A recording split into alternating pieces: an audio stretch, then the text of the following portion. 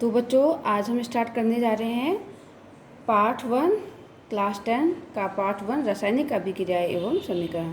तो कल बच्चों हमने आपको रासायनिक अभिक्रियाएं क्या होती हैं, रासायनिक अभिक्रियाओं में शामिल क्या क्या होते हैं और दैनिक जीवन में होने वाली कुछ रासायनिक अभिक्रियाओं के एग्जाम्पल दिए थे और अभिकारक और उत्पाद क्या होते हैं हमने इसके बारे में बताया था। तो बच्चों आज हम पढ़ने जा रहे हैं रासायनिक समीकरण। तो रासायनिक समीकरण क्या होती हैं, तो देखिए किसी रासायनिक अभिक्रिया को विकारकों एवं उत्पादों के प्रतीकों व रासायनिक सूत्रों का प्रयोग करके प्रदर्शित करना रासायनिक समीकरण कहलाता है और प्रतीकों के साथ उनकी भौतिक अवस्थाओं को भी दर्शाया जाता है। मीन्स बच्चों कोई भी रासायनिक अभिक्रिया होती है उसको रासायनिक समीकरण में निरूपित किया जाता है, ठीक। और किसी भी रासायनिक समीकरण को अभिक्रिया को रासायनिक समीकरण में जब निरूपित किया जाता है तो उसमें प्रतीकों के साथ साथ उनकी भौतिक अवस्था को भी हमें दिखाना पड़ता है। जैसे कि ये हमारी कोई ये रिएक्शन है ZnO + H2SO4, जहाँ हमारा जो Zn है वो हमारा जिंक का प्रतीक है और जो O है वो ऑक्साइड, ये हमारा O का प्रतीक है। H2 हमारा हाइड्रोजन और SO4 हमारा सल्फेट होता है। तो बच्चों ये जब आपस में रिएक्शन करते हैं तो ZnSO4 बनाते हैं और H2। तो इस पूरी रिएक्शन को हमने रासायनिक समीकरण बनाने के लिए हमने इसमें प्रतीकों और प्रतीकों से बनने वाले रासायनिक सूत्रों का प्रयोग किया है और प्रयोग करने के बाद जो हमारी एक समीकरण बनती है वो हमारी रासायनिक अभिक्रिया कहलाती है, ठीक। और रासायनिक अभिक्रिया में देखो हमने प्रतीक का यूज कर रखा है और सूत्रों का यूज कर रखा है, ठीक। जो हमारे अभिकारक होते हैं वो हमेशा रिएक्शन करने के दौरान लेफ्ट हैंड साइड में लिखे जाते हैं, जैसे ZnO + H2SO4 जो कि अभिकारक हैं, ये आपस में क्रिया करते हैं और हमेशा लेफ्ट हैंड साइड में लिखे जाते हैं। जब ये दोनों आपस में रिएक्शन करते हैं तो रिएक्शन करने के बाद जो प्रोडक्ट हमारा बनता है वो राइट हैंड में लिखा जाता है और वो उत्पाद कहलाया जाता है, ठीक। तो ये हमारी पूरी क्या हो गई, एक कंकाली इक्वेशन हो गई बच्चों, ठीक है। तो ये हमारी रासायनिक समीकरण कहलाती है ना। तो इसमें एक एग्जांपल और देख लेते हैं, जैसे कि मैग्नीशियम रिबन का वायु में दहन कर मैग्नीशियम ऑक्साइड बनता है। बच्चों इससे पहले एक चीज़ मैं और बताना चाहूँगी आपको कि प्रतीकों के साथ उनकी भौतिक अवस्थाओं को भी दर्शाया जाता है। जब हम कोई भी रासायनिक समीकरण करते हैं तो उसमें हमको इक्वेशन को उनके भौतिक अवस्था को भी हम दर्शाया जाता है। जैसे कि हमारा जो एटम या कोई भी जो हमारे प्रोडक्ट हैं अगर वो ठोस अवस्था में है, सॉलिड में है तो वो ऐसे रिप्रेजेंट किया जाएगा, अगर वो द्रव अवस्था में है तो लिक्विड L से रिप्रेजेंट किया जाएगा, अगर वो गैस अवस्था में है तो उसको G से, अगर वो एक्वस यानी कि जलीय विलयन में है तो उसको AQ से रिप्रेजेंट किया जाता है रासायनिक समीकरण में, ठीक है। तो देखिए हम दूसरा एग्जाम्पल देख लेते हैं, एक मैग्नीशियम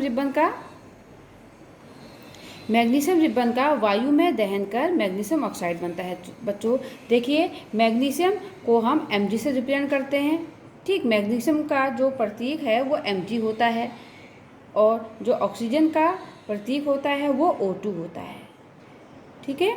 तो बच्चों देखिए हमारा तो मैग्नीशियम रिबन का वायु में क्या होती है, ऑक्सीजन क्या करता है, वायु से रिएक्शन करता है। ऑक्सीजन का जो वायु की जो ऑक्सीजन होती है वो मैग्नीशियम से रिएक्शन करती है, इसके साथ जलती है, ठीक। दहन होने के बाद ये MgO यानी कि मैग्नीशियम ऑक्साइड बनाता है बच्चों। तो यहाँ पे देखिए बच्चों मैग्नीशियम का जो प्रतीक था वो Mg, ऑक्सीजन O2, चूँकि ये गैस है द्विपरमाणुक अवस्था में रहती है इसलिए O2, ये आपस में इनका जब दहन होता है तो ये हमारा मैग्नीशियम ऑक्साइड बनाता है। तो बच्चों ये हमारा क्या है, अभिकारक है जो कि रासायनिक अभिक्रिया में हमेशा लेफ्ट हैंड लिखे जाते हैं, और ये हमारा क्या है, उत्पाद है जो कि रासायनिक अभिक्रिया में हमेशा राइट हैंड को लिखे जाते हैं। हमेशा अभिकारकों के मध्य में प्लस का निशान होता है और हमेशा अभिकारकों से उत्पाद की ओर को एक एरो से इसको शो किया जाता है, ठीक है, जिसमें एरो का मुंह उत्पाद की ओर को होता है, ठीक है। तो इसमें देखिए जब हम Mg + O2 के आपस में रिएक्शन कराते हैं तो MgO बनता है, ये हमारी एक कंकाली इक्वेशन कहलाई जाती है। तो बच्चों देखिए जब ये हमारी रासायनिक समीकरण हो रही है, अभिक्रिया हो रही है, तो इनको इनकी भौतिक अवस्थाओं में भी दर्शाना पड़ता है। जैसे कि Mg हमारा मैग्नीशियम जो हमारा ठोस अवस्था में रहता है, तो ठोस अवस्था के लिए हम S इसकी अवस्था बताते हैं, सॉलिड है। जैसे ऑक्सीजन है, ऑक्सीजन हमारी गैस है, तो गैस के लिए हम G से रिप्रेजेंट करते हैं इसको, यहाँ पे हमने G लिख दिया। चूँकि हमारा MgO जो है हमारा ठोस होता है, तो इसको भी हम सॉलिड S लिख देते हैं। तो बच्चों ये थी हमारी रासायनिक समीकरण कैसे बनाई जाती है, ठीक है। तो अब आता है कि रासायनिक समीकरण को संतुलित कैसे किया जाता है बच्चों। क्योंकि बच्चों यहाँ पे जो हमने रिएक्शन कराई Mg+O2 MgO, ये अभी हमारी बैलेंस रिएक्शन नहीं है। अब इसको हम आगे बताते हैं आपको। तो बच्चों देखिए, इसमें ये हमारी एक रासायनिक समीकरण है FeH2O goes to Fe3O4 plus H2। तो इस रिएक्शन में हमको ये एटम की संख्या हमने क्या करनी है, बराबर करनी है। क्योंकि मैंने आपको बताया था कि इस ओर के जो हमारे एलिमेंट होंगे वो अभिकारक होंगे और इस ओर के एलिमेंट हमारे क्या होंगे, ये हमारे क्या होंगे, इस ओर के अभिकारक होंगे, और ये जो हमारे होंगे ये क्या होंगे, हमारे उत्पाद होंगे। हमेशा अभिकारक लेफ्ट हैंड साइड में और उत्पाद हमारा राइट हैंड साइड में लिखे जाते हैं। तो बच्चों इसमें देखिए, तो हम अब इनमें बैलेंस करने के लिए कि अभिकारक और उत्पाद में FeH2 और ऑक्सीजन की संख्या दोनों ओर बराबर है या नहीं है, इसको देखने के लिए हम एक तालिका बना लेते हैं। तालिका में हम इस टाइप से एक तालिका बना लेते हैं जिसमें आपका तत्व, अभिकारक और उत्पाद, आप क्या कर लेंगे, 3 कॉलम बना लेंगे। और यहाँ पे आप तत्व हमारे यहाँ पे Fe है, दूसरा हमारा हाइड्रोजन है, फिर हमारा यहाँ पे ऑक्सीजन है बच्चों, ठीक है। तो बच्चों पहले हम यहाँ पे ऑक्सीजन लिख लेते हैं। चलिए ऑक्सीजन को पहले बैलेंस कर लेते हैं। तो इसमें देखिए Fe हमारा अभिकारक में देखिए कितनी संख्या है Fe की, 1 है, तो हमने यहाँ पे 1 लिख दिया। उत्पाद में देखिए Fe की संख्या Fe3, इस 3 का मतलब है कि उत्पाद में Fe की संख्या कितनी है, 3 है, तो हमने उत्पाद में 3 लिख दिया बच्चों, ठीक है। तो बच्चों अब देखिए, अब हम ऑक्सीजन की संख्या बैलेंस कर लेते हैं बच्चों। इधर हमारी ऑक्सीजन 1 है, तो हमने अभिकारक में 1 लिख दिया, और इधर हमारे ऑक्सीजन O4 है, तो हमने यहाँ पे O4 कर दिया, उत्पाद में हमने 4 कर दिया बच्चों, ठीक है। देखिए O4 है, ये उत्पाद है, उत्पाद में हमारे ऑक्सीजन की संख्या कितनी, 4 है ना। और ऑक्सीजन हमारा अभिकारक में कितना, ओनली कितना है, 1 है, तो हमने अभिकारक में 1 लिख दिया, ठीक है बच्चों। और हाइड्रोजन हम देख लेते हैं। हाइड्रोजन हमारा अभिकारक में कितना है, H2, यानी कि हमारा अभिकारक में हाइड्रोजन 2 है, और हमारा जो उत्पाद है, उत्पाद में भी हाइड्रोजन की संख्या कितनी है, 2 है बच्चों, ठीक है। तो अब हम इसको आगे बैलेंस कर लेते हैं। आगे बैलेंस करने के लिए हम क्या करेंगे बच्चों, देखिए सबसे पहले Fe को बैलेंस करेंगे। Fe हमारा यहाँ अभिकारक में 1 है और उत्पाद में हमारा 3 है, तो हमें यहाँ पे 3 करने के लिए सबसे पहले बच्चों हम इनको एक बॉक्स में लिख देंगे, बना लेंगे, एक बॉक्स बना लेंगे। इस बॉक्स का अर्थ होता है कि इसके अंदर अब हम कोई भी परिवर्तन नहीं कर सकते हैं, ठीक। तो अब अभिकारक में Fe को देखते हैं, तो अभिकारक में Fe की संख्या 1 है और उत्पाद में 3 है, तो अभिकारक यानी कि इधर Fe की संख्या 3 करने के लिए हम इस Fe को 3 से क्या करते हैं, गुणा कर देते हैं। तो इसको हम यहाँ लिख देते हैं, ठीक, यहाँ हमने 3 गुणा कर दिया, यानी कि 3 इंटू ये हो गया बच्चों, ठीक है। अब हम ऑक्सीजन की संख्या देख लेते हैं। इधर हमारी ऑक्सीजन की संख्या 1 है और इधर हमारी ऑक्सीजन की संख्या कितनी है, 4 है।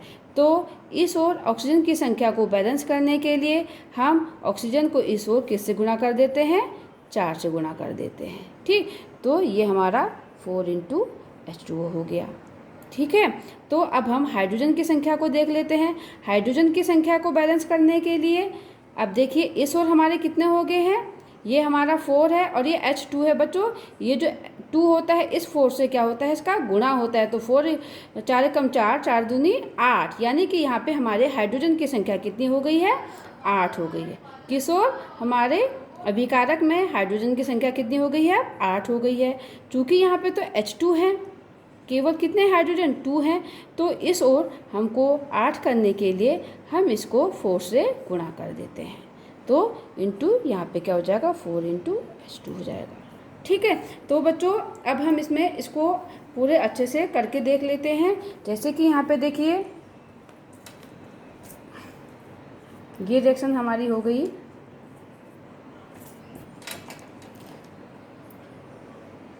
थ्री Fe, क्योंकि हमने यहाँ पे 3 से इसको इंटू करा था, है ना। देखिए 3 से हमने इंटू करा था तो 3 Fe प्लस यहाँ पे हमने 4 से इंटू करा था, तो यहाँ पे हमने लिख दिया 4H2O हो गया।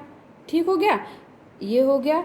अब यहाँ को इसमें हमने किसी से भी गुणा नहीं करा था, तो यहाँ पे हमारा Fe3O4 हो गया, प्लस इस H को हमने 4 से गुणा करा था, तो यहाँ पे हमारा 4H2 हो गया बच्चों।